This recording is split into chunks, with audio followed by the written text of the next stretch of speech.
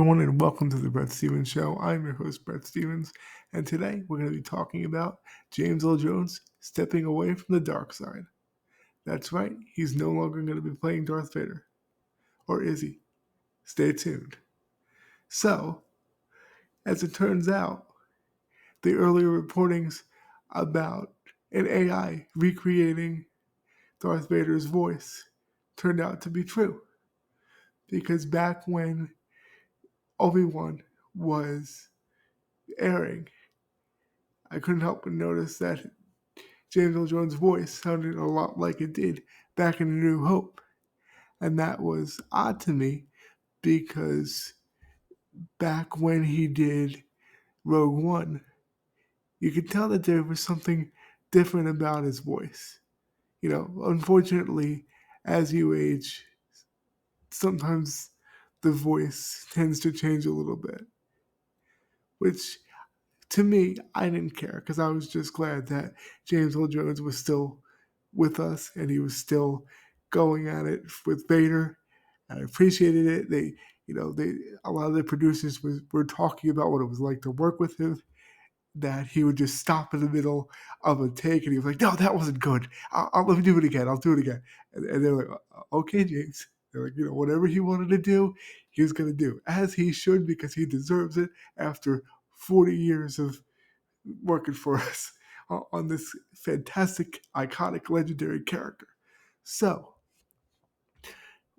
what happened was, once Obi-Wan came around, they essentially licensed his voice and they used old audio, fed it into an AI, and it's basically spat out the the vocal performance for Darth Vader for Obi-Wan.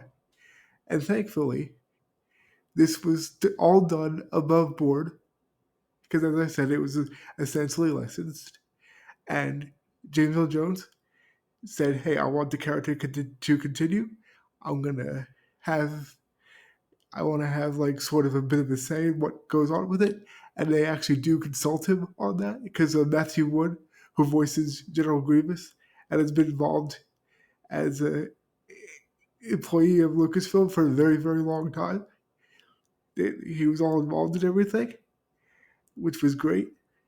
And so now we're going to get James Earl Jones as Darth Vader for many years to come via an AI. Now, the implications of this are utterly fascinating. But first off, let's just reiterate once again, thank you, James Earl Jones. You've done a fantastic job.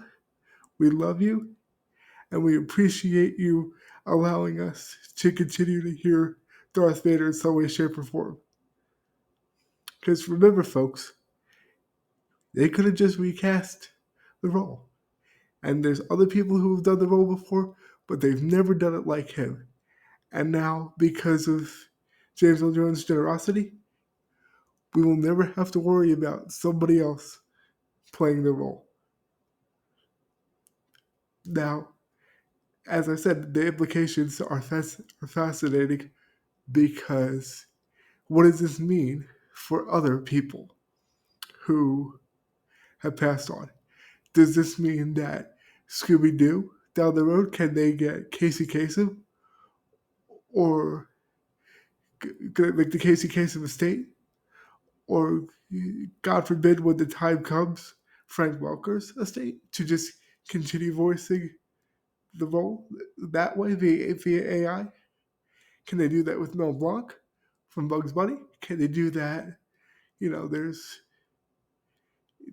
so many people that you can do this with, and this has already been discussed of recreating, the performances of deceased actors over the years. They were going to do it with James Dean back in the day. I don't know whatever came of that, but it just sounded a little sketchy.